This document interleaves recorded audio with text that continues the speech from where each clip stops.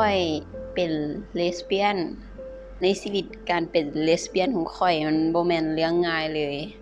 ข้อยรู้ตัวเองว่าข้อยเป็นเลสเบียนในตอนที่ข้อยเรียนอยู่ม.ปลายซึ่งตอนทำอิฐที่ว่าข้อยกลายมาเป็นเลสเบียนหมู่ข้อยรู้ว่าข้อยมักผู้หญิงคือจากที่ข้อยมีหมู่หลายคนแล้ววันนี้เขาเจ้ามารู้ว่าข้อยเป็นเลสเบียนข้อยมักผู้หญิงเขาเจ้าบ่ลมกับข้อยเริ่มตีห่างแล้วก็เริ่มบ่เล่นนำอีหยังที่ว่าแบบเคยเป็นหมู่กันคือเก่าเขาเจ้าก็เริ่มบ่คือเก่าจากที่แบบข้อยก็เป็นผู้หญิงแล้วหมู่ข้อยก็เป็นผู้หญิงแบบข้อยสิไปจับโตหรือว่าเล่นนำหมู่แบบปกติเขาเจ้าก็เฮ็ดคือแบบบ่มักหรือว่ารังเกียจหรือย้านเฮาไปเฮ็ดอีหยังนำเขาเจ้าและข้อยประสบปัญหาอีกนึงก็คือคนอ้อมข้างแล้วก็พอในเมื่อพ่อแม่ได้รู้ว่าข้อยเป็นเลสเบียนข้อยมักผู้หญิงพ่อแม่ตอนนั้นคือเพิ่นบ่เว้านำข้อยเลยทุกอย่างที่แบบเพิ่นเคยเฮ็ดให้เพิ่นก็เริ่มแบบบ่สนใจบ่เว้าบ่ปากเราก็พยายามที่จะห้ามว่าบ่ให้เป็นแบบนั้นเพราะว่าเพิ่นบอกกับข้อยว่าเพิ่นอายคนอื่นข้อยก็เข้าใจเพิ่นเพราะว่าภายในบ้านที่ข้อยอาศัยอยู่บ่มีไผ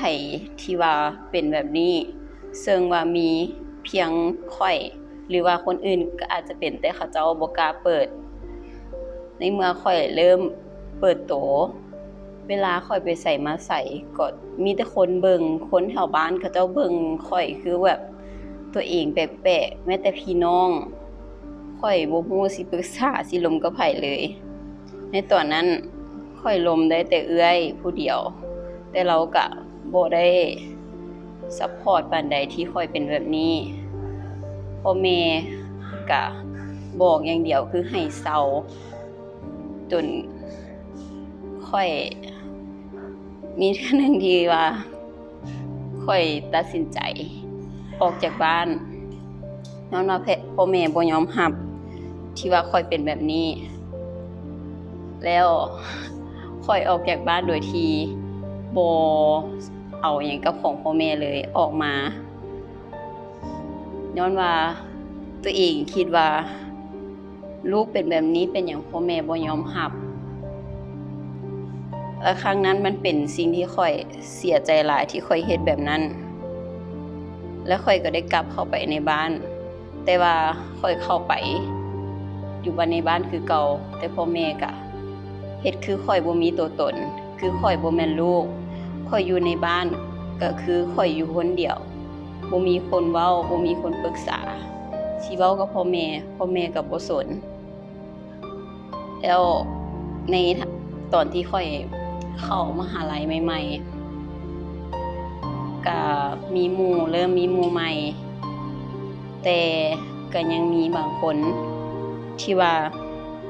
ตอนแรกเขาเจ้าก็มาลิ้นนำข้อยในตอนที่เขาเจ้าบ่ฮู้ว่าข้อยหลงผู้หญิงข้อยมักผู้หญิงแล้วมาเป็นหมู่กันแล้วเขาเจ้าฮู้ว่าข้อยมักผู้หญิงเขาเจ้าบอกว่าเขาเจ้าบ่มักคนที่ว่ามักผู้หญิงนำกันแล้วเขาเจ้าก็บ่เป็นหมู่กับข้อยเลยซึ่งสิ่งที่ข้อยเจอเหล่านั้นมันก็เป็นแรงผลักดันหนึ่งที่เฮ็ดให้ข้อยว่าถึงข้อยสิเป็นแบบนี้ข้อยก็บ่ได้เฮ็ดให้ไผเดือดร้อนแต่สิ่งที่ว่าพ่อแม่บ่มัก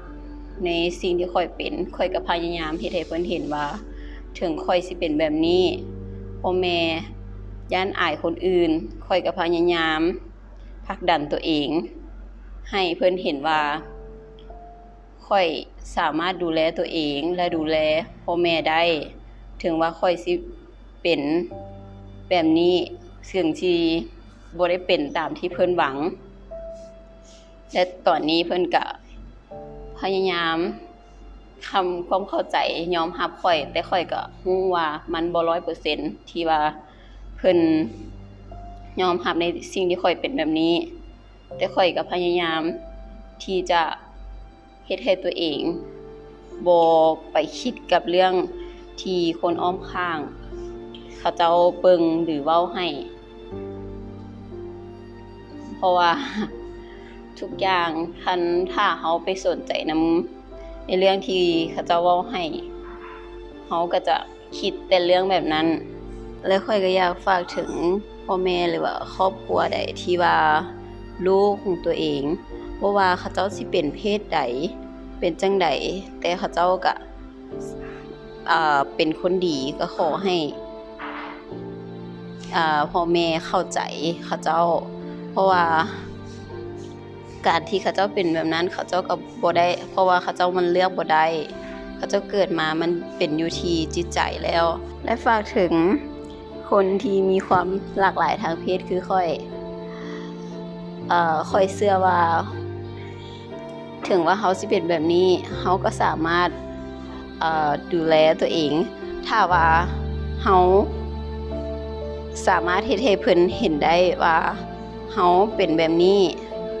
เพิ่นก็จะยอมรับในสิ่งที่เฮาเป็น